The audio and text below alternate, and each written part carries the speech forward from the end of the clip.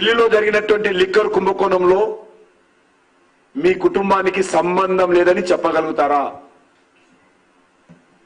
చెప్పడానికి ధైర్యం ఉందా? ఒకటి, ఆపు ప్రభుత్వము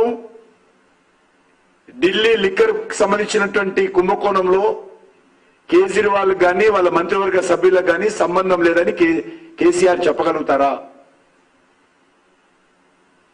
ఏ రకంగా ఇది బ్లాక్ డే అవుతుంది?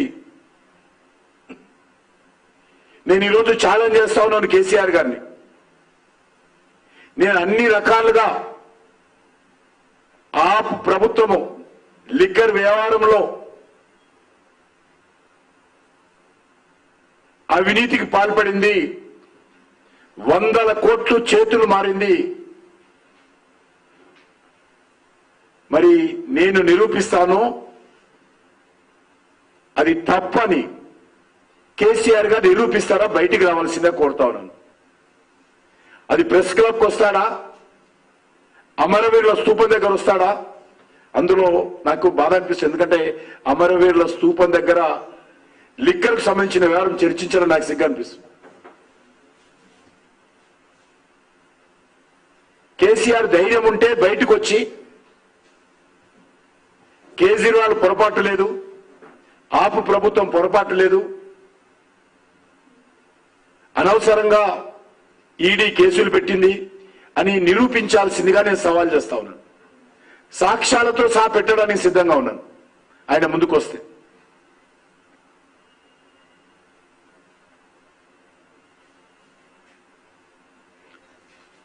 అవినీతికి పాల్పడలేదు, దోపిడీ జరగలేదు అని చెప్పడానికి ముందుకు రావాల్సిందిగా కోరుతా ఉన్నాను.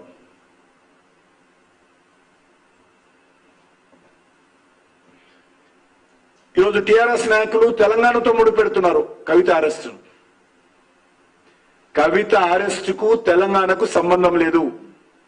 కవిత అరెస్టుకు తెలంగాణ రాజకీయాలకు సంబంధం లేదు. కవిత అరెస్టుకు భారతీయ జనతా పార్టీకి సంబంధం లేదు.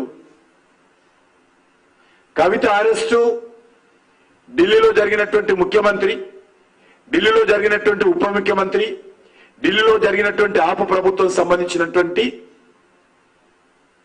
అక్రమ లిక్కర కేసుకు సంబంధించినటువంటి కుంభకోణానికి సంబంధించినటువంటి అంశంలో మాత్రమే అరెస్ట్ చేశారు. కాబట్టి అది బీజేపీకి కానీ, తెలంగాణకు కానీ, తెలంగాణ ప్రజలకు కానీ, తెలంగాణ సెంటిమెంట్కి కానీ, తెలంగాణ రాష్ట్ర రాజకీయాలకు కానీ ఏ రకమైనటువంటి సంబంధం లేదు.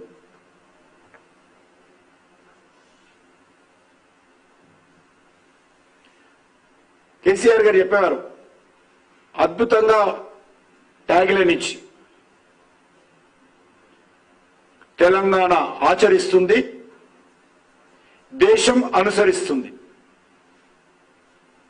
కరెక్టే. ఇక్కడ లిక్కర్ వ్యాపారాన్ని కేజ్రీవాల్ ఢిల్లీలో అమలు చేయడం కోసం, ఆచరించడం కోసం ప్రయత్నం చేశాడు, అనుసరించడం కోసం. ఇక్కడ టిఆర్ఎస్ ప్రభుత్వం లిక్కర్కి సంబంధించినటువంటి విధానాన్ని ఆచరించింది, కేజ్రీవాల్ గారు అనుసరించారు.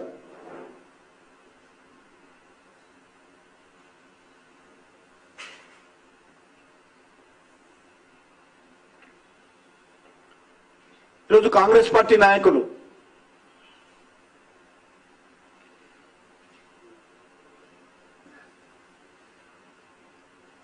కేజ్రీవాల్ అరెస్టును వాళ్ళు కూడా ఖండిస్తున్నారు.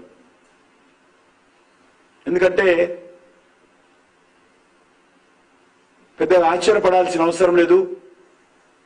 కాంగ్రెస్ పార్టీ మొదటి నుంచి కూడా కుంభకోణాల పార్టీ, అవినీతి కుంభకోణాల పార్టీ. కాంగ్రెస్ పార్టీని స్కామ్లను విడిగా వేరు చేసి చూడలేం మనం. కాబట్టి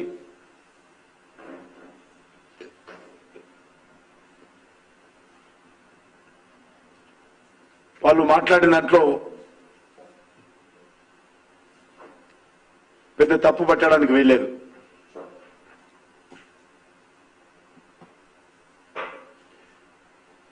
కాంగ్రెస్ పార్టీ పదే పదే మేము చెప్తా ఉన్నాం. మీరు వచ్చి 100 రోజులు దాటింది.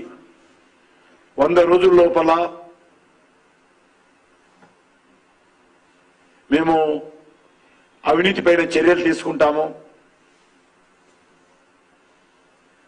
మొత్తము టిఆర్ఎస్ పార్టీ చేసినటువంటి అవినీతి కార్యక్రమాలన్నీ కూడా కోల్డ్ స్టోరేజ్ లో కాంగ్రెస్ పార్టీ పెట్టింది.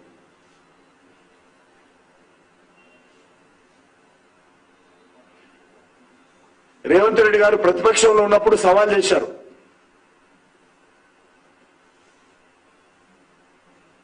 కిషన్ రెడ్డి నీకు దమ్ముందా, అమిత్ షా అపాయింట్మెంట్ ఇప్పించు, నా దగ్గర కాళేశ్వరం ప్రాజెక్టుకు సంబంధించినటువంటి అన్ని సాక్ష్యాధారాలు ఉన్నాయి, సిబిఐ దర్యాప్తు చేస్తే నేను నిరూపిస్తా, నిరూపించకపోతే రాజకీయ సన్యాసం తీసుకుంటా అని ముఖ్యమంత్రి గారు మాట్లాడారు. ఈరోజు మేడిగడ్డ ప్రాజెక్టు పైన ఏమైందని అడుగుతా ఉన్నాను. కళ్ళ ముందు పూర్తి స్థాయిలో అవినీతి కుంభకోణాలు జరిగితే ఇదే కాంగ్రెస్ పార్టీ కేంద్ర ప్రభుత్వం లేఖ రాసింది, కాళేశ్వరం మీద దర్యాప్తు చేయాలి సిబిఐ అని. అప్పుడు కేంద్ర ప్రభుత్వానికి సంబంధించినటువంటి